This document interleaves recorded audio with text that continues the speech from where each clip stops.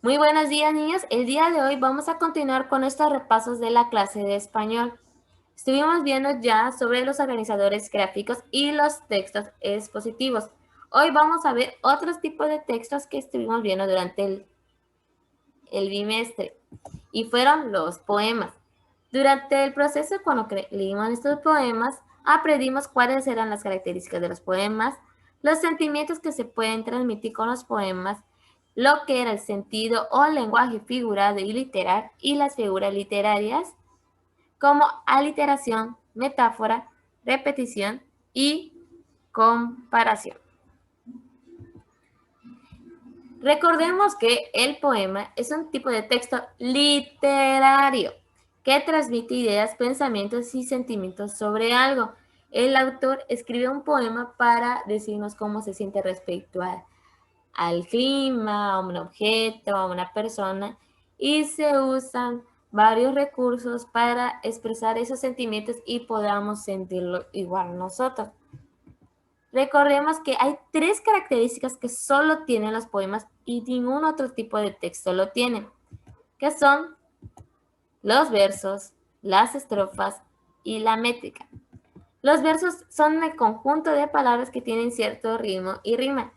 Es la unidad básica de un poema, es decir, que un poema está o puede estar compuesto de un solo verso.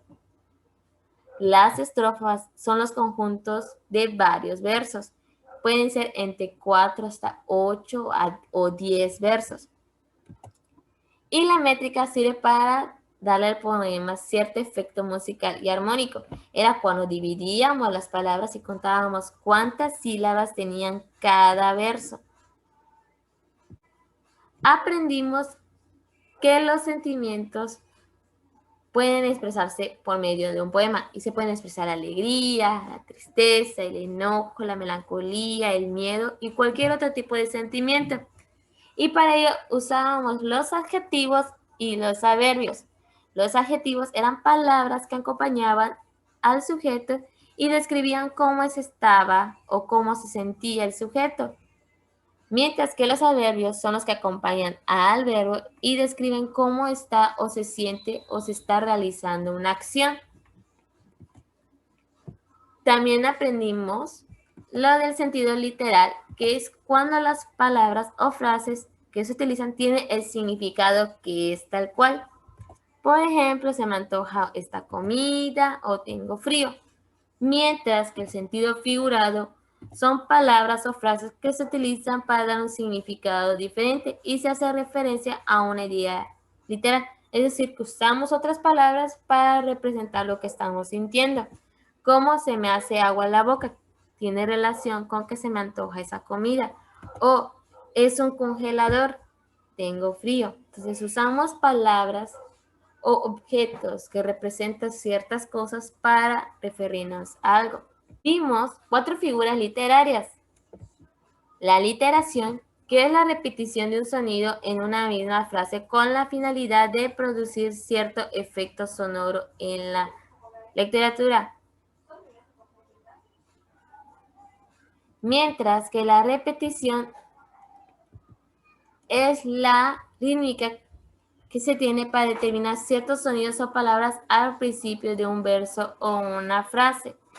La metáfora es establecer una relación que hay entre la semejanza de dos elementos y la comparación es la relación sutil de una analogía o semejanza que se establece entre dos ideas o imágenes.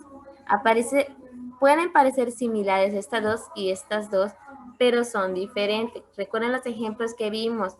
Aquí es sílabas que tienen cierto efecto musical porque se están repitiendo y tienen cierta efecto sonoro en la lectura. Mientras aquí son palabras que al inicio de cada verso son iguales.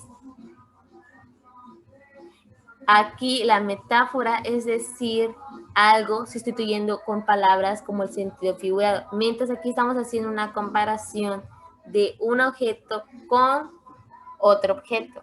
Son diferentes. Recordemos los ejemplos que estuvimos viendo en el proyecto. Entonces, ¿qué aprendimos? Los poemas son textos literarios que tienen ciertas características, se pueden expresar sentimientos, tienen dos tipos de lenguaje y varias figuras literarias.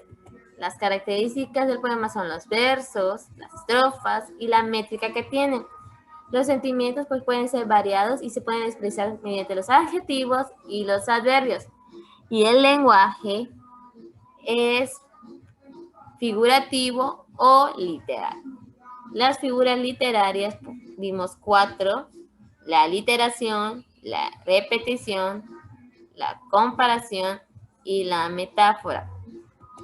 Como tarea, primero van a grabarse leyendo el poema que está en la página 132 de su libro Santillana.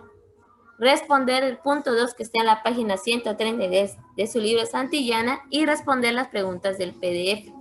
Esta tarea es de práctica, así que la deben realizar para poder identificar los elementos del poema y en el examen les vaya bien. No vayan a faltar en ninguno de los 3 puntos de la tarea. Eso sería todo. Gracias por su atención y nos vemos la próxima clase.